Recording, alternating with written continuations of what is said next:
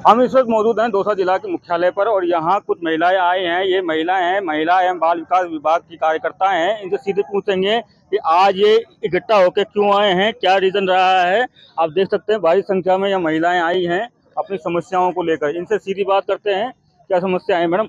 सबसे पहले तो आपसे बात करेंगे, आज इतनी बड़ी संख्या में आए हो आप लोग, क्या समस्या लेके, अपना नाम और डेफिनेशन बता दो। मेरा नाम सुनीता सैनी है, मैं जयपुर से हूँ, सातिनों की प्रदेशाध्यक्ष हूँ। क्यों आए हो आज? हमारी समस्या है कि हमारे को परमानेंट नहीं कर रहे, मानदेय बहुत कम मिल रहा है और राज्यों में 10 से 15 हजार रुपये मानदेय और हमारा ओनली 5 हजार है। 5 हजार में गुजारा नहीं होता है। सरकार इस चीज को नहीं समझती, लेकिन सरकार को ये लगता है कि हाँ ये गुजारा कर सकती है। अगर सरकार मान जाए तो ठीक है, नहीं तो हम भी है ना जो हड़ताल पे उतरेंगे और उनको सरकार को मानना ही पड़ेगा। काम की मैं बात, क्या क्या काम होता है आप लोगों को, क्या क्या काम करना पड़ता है? हमारे को जैसे हमारे साथियों को ही है तो हमारे को समूह बनाने पड़ते हैं और कुछ भी घरेलू हिंसा हो जाती है उसके लिए ना हमारे को सीडीपी ऑफिस में जाना पड़ता है, उनको केस वगैरह वो फाइल करना पड़ता है। ये चीज है हमारे में। कनेक्ट करते हैं आप सरकार हाँ, को, पब्लिक को कनेक्ट करते हैं हम लोग। और भी लोग हैं। मैडम आप कहाँ से आए हो? मैं पावटा से हूँ। नाम? अखिल राजस्थान महिला एवं बाल विकास संयुक्त कर्मचारी संघ प्रदेश अध्यक्ष कार्यकर्ता हूँ। सरकार देखो आंगनबाड़ी का शोषण कर रही है। मानदेय भी बहुत कम दिया जा रहा है। हमें 8,500 रुपये मिलता है, जबकि और जगह कहीं 13,000 मिल रहा है। अभी कर्नाटक में 15,000 हो गया है। मानदेय भी कम मिलता है। उसके अलावा काम इतने हो रहे हैं, जो 5वीं पढ़ी वर्कर है ना उसको कुछ नहीं आता। कई तो बेचारी अनपढ़ भी हैं। मोबाइल के ऊपर काम इतना करना पड़ता है, लगातार अधिकारी दबाव बनाते हैं कि ये करके दो, नहीं तो नोटिस मिलेगा, मानदेय काट लिया जाएगा। मोबाइल पे काम करके तो, जबकि उनको बेचारों को कुछ आता जाता ही नहीं है। मोबाइल पे अपने बच्चों से काम करवाती है। इन मोबाइलों के चक्कर में उनके बच्चे पीछे रह जाते हैं पढ़ने में। सबसे बड़ा काम हो रहा है इनका मोबाइल से। सबसे ज्यादा परेशान हो रही है सभी महिलाएं। मोबाइल पर इतना काम करना पड़ रहा है, कुछ नहीं आता उनको। इंग्लिश में काम करो मोबाइल पर, वो 4 घंटे ड्यूटी दो, 5 मिनट पहले भी नहीं, बाद में भी नहीं। अभी देखो एक वो आया था, हमारे केंद्रीय मंत्री ने कहा है कि 1 घंटे का टाइम आंगनबाड़ी का, 1 घंटे का मानदेय 1 घंटे का टाइम है, 1 घंटे काम करते हो, 1 घंटे का मानदेय मिल रहा है। अभी ये वीडियो सब जगह वायरल हो रहा है, जबकि कैबिनेट मंत्री ने खुद ने कहा है कि 1 घंटे का ही काम है। तो क्या महिलाएं 1 घंटे ही काम करती हैं? तो हम निवेदन करेंगे मंत्री महोदय से कि हमें बताए तो सही कि 8 से 9 है कि 9 से 10 है, 11 से 12 है। महिला बाल विकास केंद्रीय मंत्री ने कहा है ऐसा, यहाँ की नहीं, केंद्रीय मंत्री ने कहा है। कार्यकर्ताओं का आंगनबाड़ी का तो हर तरह से शोषण हो रहा है सर। पैसा मिल रहा है टाइम पे तो देखो तो 1-2 महीने का तो आगे पीछे चलता रहता है, बाकी 2-3 महीने हो जाते हैं फिर मिल जाता है, 3-4 महीने चढ़ जाते हैं फिर 2 महीने का मिल जाता है, ऐसा है। नहीं, फील्ड में तो देखो हर जगह अधिकारी के ऊपर है, तो जैसा काम करती हैं कार्यकर्ताएं, सेंटर टाइम से खोलती हैं, टाइम से जाती हैं। अब कुछ ऊंच नीच होती तो सुनना भी पड़ता है, बाकी तो सब ठीक है। हम तो, हमारी मेन काम ये है कि हमें नियमित किया जाए या फिर हमारा मानदेय बढ़ाया जाए। नियमित किया जाए, मानदेय बढ़ा जाए तो मानदेय थोड़ा कम है। और भी लोग हैं, इनसे बात करने की कोशिश करेंगे। मैडम आप कहाँ से? आशा सहयोगिनी है? जी सर, मैं आशा सहयोगिनी सिकराय तहसील से, ग्राम कैलाई से मीना गुजर। क्यों आए हो आप? सर हमारी सरकार से मांग लगातार चल रही है, पर सरकार हमारी बिल्कुल भी नहीं सुनती और सरकार ने जो चुनावी वादा किया है वो भी बिल्कुल नहीं सुना। कि हमें 2018 में चुनावी वादा पत्र में वादा किया था कि आपको हमारी सरकार आते ही नियमित राज्य कर्मचारी बनाया जाएगा। अगर सरकार को आए 5 साल हो गए, पर सरकार ने अभी तक हम इस बात पर बिल्कुल भी गौर नहीं किया और ना ही कोई सुनवाई हुई है। और आशाओं का तो सर नियमित शारीरिक और मानसिक दोनों शोषण हो रहा है। सर हमें मोबाइल से इतना काम दे दिया कि हम दिन रात उस मोबाइल के लगे रहते हैं। हमारे बच्चों को नहीं हम टाइम पे परवरिश दे सकते हैं और न फील्ड में हमें 8 बजे तक जाना पड़ता है, क्योंकि सर्वर चलता नहीं है। और फिर हमारे ऊपर लोगों इतना दबाव हो रहा है कि आपको नोटिस निकलेगा, आपका वो हटा दिया, आपका मानदेय। और तो अब स्वास्थ्य विभाग में देने के बाद में तो सर हमें ये कह दिया कि हम आपकी पेमेंट काट दिया जाएगा। अब बताओ सर, हमको 3,000 से 3,500 रुपए मिलते हैं, उस पेमेंट को भी काटते। तो हमने 8 बजे जाकर KYC किया और उसका पैसा हमको बिल्कुल आज तक नहीं मिला सर। हमें सर्वे कराया जा रहा है ऑनलाइन, जबकि सर एक नेट हर घर में जाकर हम सर्वे कर रहे हैं सर, ऑनलाइन पर सबको चढ़ा रहे हैं, उनका आभा ID बना रहे हैं सर। ये सब कुछ हमसे सरकार ऑनलाइन करवा रही है मोबाइल से, और मोबाइल का रिचार्ज 1 महीने का 200 से 99 रुपए तक का डलता है सर। हमें ना तो उनका पैसा भी दिया जाता है और ना ही हमें कोई काम दिया जाता है उसका बिल्कुल कह तो दिया जाता है कि आप उनको 1 रुपया मिलेगा, 2 रुपया मिलेगा, वो 2 रुपए 1 रुपए भी हमें समय कभी नहीं मिला सर। ना तो हमें केवाईसी का पैसा मिला, ना हमें सर्वे का पैसा मिला, ना हमें मीजल्स जो भी हमें टीकाकरण वगैरह बच्चों को चढ़ाया ऑनलाइन उनका भी पैसा नहीं मिला। कितना पैसा मिलता है कि 1 रुपए 10 रुपए प्रति घर मिलते हैं सर हमको। 1 रुपया? हाँ, एक कैंडिडेट पे 5 रुपए मिले सर, तो वो भी हमें समय पर नहीं मिला।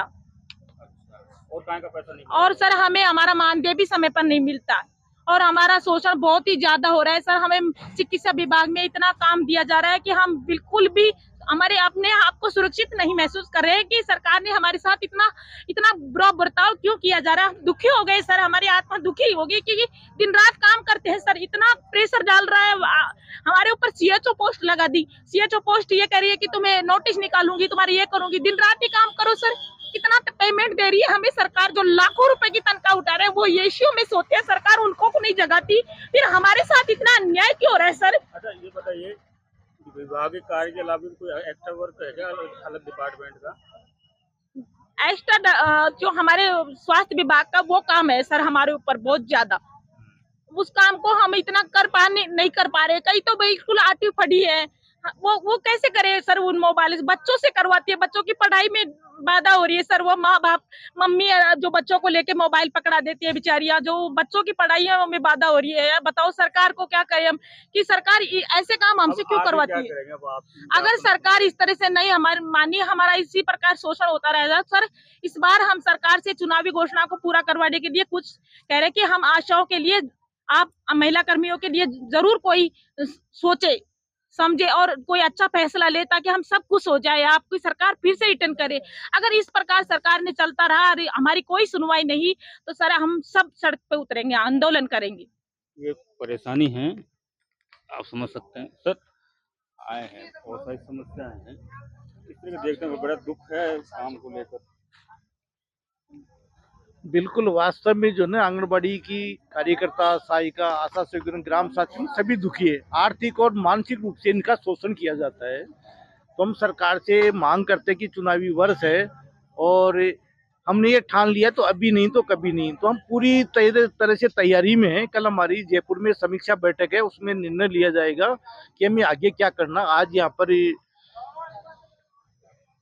दौसा जिले में जो है न ज्ञापन देने का कार्यक्रम रखा है। उसका उद्देश्य मेन ये था कि यहाँ की महिला बाल विकास की मंत्री ममता भूपेश जो है विभाग की जो है कैबिनेट मंत्री है, बाकी पूरी तरह से जो महिला के प्रति लापरवाह है। मैं तो ये कहूँगा कि आज ही ममता जी भूपेश की वजह से ही गड़बड़ है सारा यहाँ पर, क्योंकि फाइल जो है ना मंत्री के माध्यम से जाती है और ये प्रॉपर जो है जाती नहीं है फाइल। तो हम तो सरकार से मांग करते हैं कि समय रहते हुए जो है एक वादा पूरा करे, अपना चुनावी वादा निभाए, और नहीं तो हम कल जो है ना पूरे राजस्थान की प्रतिनिधि सभा की बैठक है उसमें निर्णय लिया जाएगा और हम आर पार की लड़ाई के मूड में हैं। और ये सही मायने में हमारी संख्या 2 लाख है आंगनबाड़ी में, और एक विधानसभा क्षेत्र में 1000 तो खुद ही है, परिवार को मिलाते 10,000 है। तो ये सही मायने में बैलेंस पावर का काम करेगी ये महिलाएं, और जिस सरकार को ये चाहेगी तो ला सकती है, नहीं तो ये बिगाड़ने में तो है ही। 2 लाख महिलाएं ये कांग्रेस से पूरी तरह से रुष्ट है, नाराज है, और अभी क्या निर्णय होता है तो कल की मीटिंग में होगा, उसके बाद में कुछ कह सकते हैं। ये बातें हैं। बड़ा आप कहाँ से आए हो? मैं दौसा जिले से ही हूँ कौन और से विभाग में आप? मैं बाल विकास विभाग से हूँ और पोस्ट में कार्यकर्ता है, और मैं तहसील अध्यक्ष बसवा से हूँ। क्या समस्या है आज? मेरी समस्या ये, सबसे पहले तो मैं सरकार से ये कहती हूँ जो उन्होंने चुनावी वादा किया था उसको नियमितीकरण का वो पूरा करें। एक यही है हमारी समस्या सबसे ज्यादा। तो एक ये मोबाइल किसी काम के नहीं है, दूसरा मोबाइल साथ लेना पड़ता है।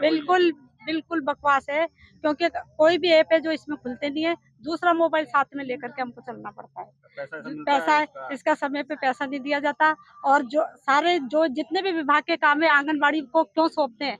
बाल विकास विभाग का ही हमारे पास इतना काम है कि वही पूरा मतलब कर पाते हैं हम। और विभाग का काम, जैसे अब राजस्व विभाग का काम है, राजस्व विभाग के लिए सरकार ने पटवारी दे रखे, उनसे करवाओ काम।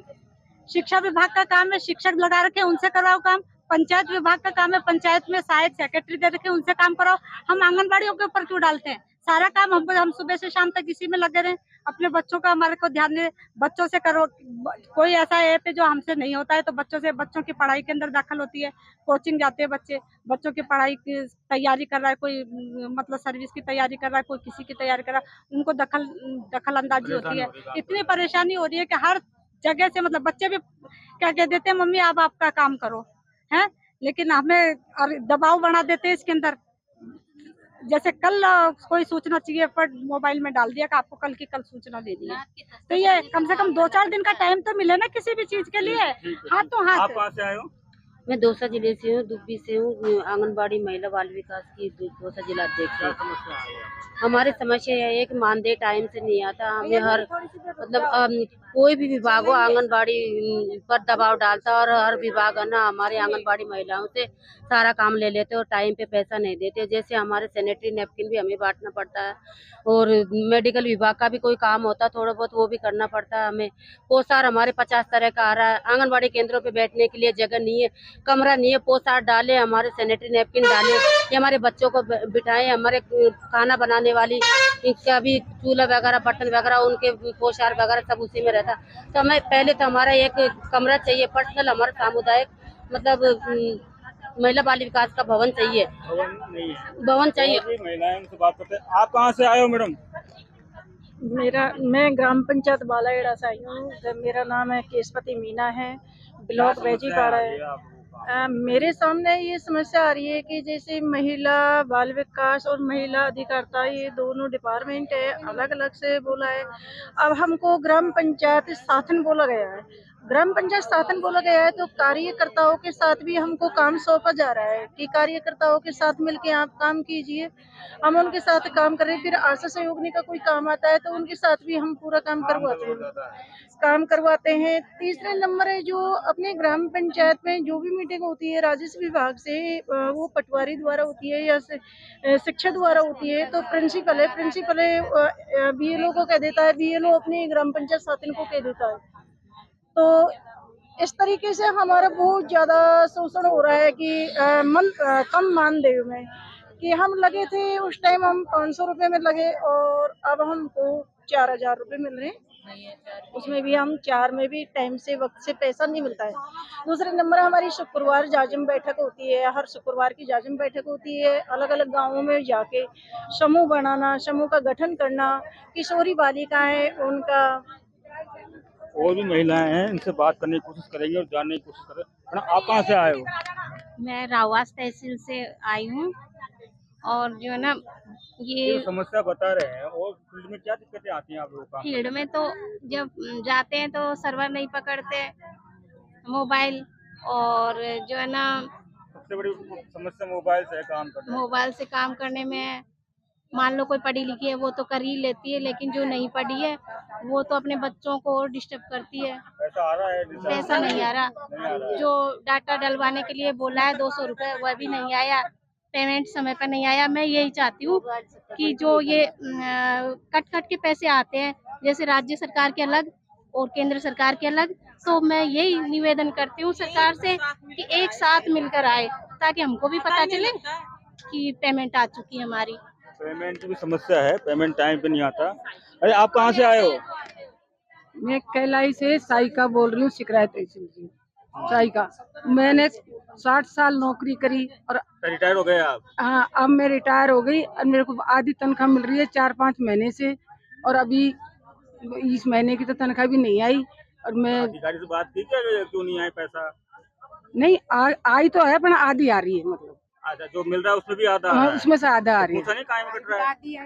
कई पता कई 4-5 महीना से आधी आ रही है। खूब मैंने मन भर के काम किया है। ये देखो मैं अप्रैल में 26 तारीख तक मैंने काम किया है, 4 दिन ही घट रहे मई में। जब तक मैंने खूब काम किया है, 3 किलोमीटर मैं पैदल जाती और मैं खूब बच्चों को खूब पोसार बना के खिलाती पिलाती सब कुछ काम करती। और मैं रोके पैसे आए कि नहीं आए? अभी बिल्कुल वो पैसे नहीं आए। कितना टाइम हो गया रिटायरमेंट? अभी यूँ मैं अभी कहीं 26 अप्रैल को। 26 अप्रैल को हुए हो। हाँ। आप कहाँ से आए हो? मैं सर दौसा जिले से हूँ, मना कर दे कि आपको नहीं मिलेगा। क्यों नहीं मिलेगा? मैंने तो मेहनत करी है खूब 3 दिन। क्या कहाँ के लिए मना किया है? सरकार ने घोषणा की जब की पैसे नहीं पैसे मिलेंगे। की? हाँ, पैसे मैंने की क्यों नहीं मिलेंगे, मैंने खूब मेहनत करी है साहब। अच्छा, पैसे के लिए मना कर रहे हैं, हाँ, यही बड़ी समस्या। हाँ, आप क्या कह रहे थे? मैं सिकराई तहसील से हूँ, गुमानपुरा कोड़ापुरा से, काम साई में का क्या- हूँ। सहाय का काम साई करते हैं? का क्या पद पे दिक्कतें आ काम रही हैं? करूँ। मेरे को ये दिक्कत आ रही है कि मैं घर घर जाके बच्चों को लेके आती हूँ ना, तो पोसार के मतलब उस पोसार को बच्चे भी नहीं खाते हैं। इतना तो खराब मतलब भैंस भी नहीं खाती, इतना बेकार पोसार है कि शिकायत बच्चे नहीं की कभी आप लोगों ने कर आगे दिया, बताया नहीं? आगे बता दिया, तो ऐसा पोसार आ रहा है कि बच्चे को खिला देते हैं तो बच्चे को पेट दर्द हो जाता है, कभी मतलब उल्टी होती है, तो कैसे खिलाए। माँ बाप ऐसे कहते हैं कि ऐसे पोसार ले जाके खिलाते हो तो हमारे बच्चे बीमार के लिए आंगनबाड़ी में ले जाते हो आप, तो हम क्या करें, वो ऐसा पोसार हम बच्चों को खिला नहीं पाते हैं। तो क्या होता है पोसार, क्या करते हैं? क्या करते हैं हम तो मतलब जो ले जाते हैं तो वो ले तो जाते हैं, भैंसों को खिला देते हैं, पैसों खिला देते हैं? भैंसों को खिला देते हैं, कंडीडोटर को बांट तो देते हैं।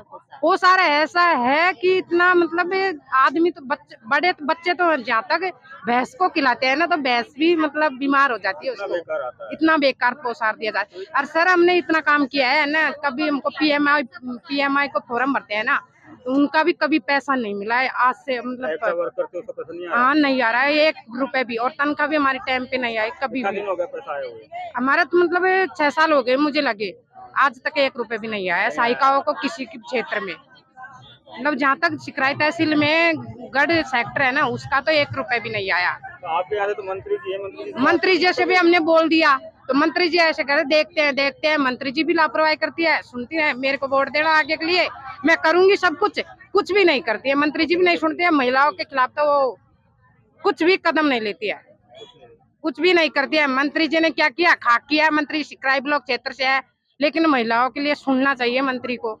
उसके लिए हमने मतलब वोट भी दिए, उसके आधी रात पे मेहनत भी की, सब तरह से उसको सहयोग भी दिया, लेकिन वो भी नहीं सुनती है, हमारी नहीं सुनती है मंत्री भी। ये महिला एवं बाल विकास विभाग की कार्यकर्ता हैं, कर्मचारी हैं, आप देख सकते हैं भारी संख्या में यहाँ पे आई हैं, जिन्होंने बताया है कि पैसा नहीं मिल रहा है और जो काफी समय से पैसा नहीं मिल रहा है, जो एक्स्ट्रा वर्क का बड़ा लोड है। कहती हैं कि हमें खुद के बच्चों के लिए समय नहीं है, लेकिन इनका ये भी कहना है कि अगर सरकार हमारी बातें नहीं मानती हैं तो आने वाले चुनाव में हम इसका फल दे देंगे। संदीप मीणा, दौसा, राजस्थान तक।